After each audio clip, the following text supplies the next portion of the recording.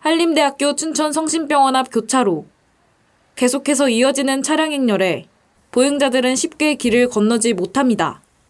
황색 전멸 신호로 운영되고 있는 이 도로는 보행자 신호등도 작동되고 있지 않기에 사람들은 매번 위험을 감수하며 길을 건너갑니다.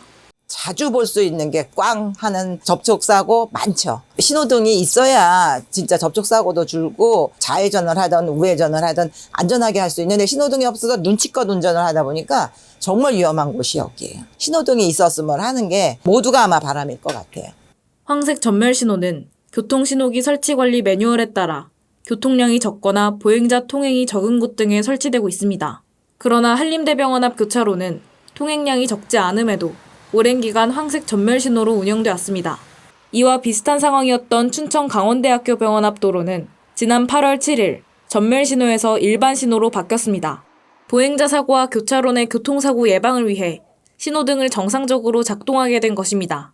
그렇다면 한림대병원 앞 교차로는 왜 일반 신호로 바뀌지 못하고 있는 것인지 춘천경찰서 관계자의 입장을 들어봤습니다. 경찰서 관계자는 기형적인 교차로와 주변 교통 상황으로 인해 정상신호 가동 시 심한 지정체가 예상된다고 밝혔습니다. 또한 예산 확보 후 도로구조 변경이 장기적으로 이뤄져야 하기에 신호등을 당장 개선하기는 어렵다고 전했습니다. 도로교통공단 교통사고 분석 시스템을 조회해본 결과 한림대병원 앞에서 지난 3년간 발생한 전체 교통사고는 51건, 보행자 교통사고는 23건에 달합니다.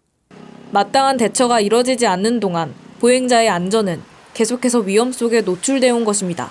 신호를 주면 보행자 안전에는 도움이 되는데 또 교통 정체되는 이런 문제가 있고 고원식 횡단보도나 속도 저감을 할 수 있는 시설들을 조금 더 보강 설치하는 수밖에 없어요. 도로교통법 개정되면서 횡단보도에 들어가려는 사람이 있으면 일시 정지를 해야 되거든요. 법이 강화됐단 말이에요. 교통선진국 같은 경우는 서주는 게 당연한 거잖아요. 횡단보도에서 보행자에 대한 인식들이 아직까지 조금 문제인 것 같아요.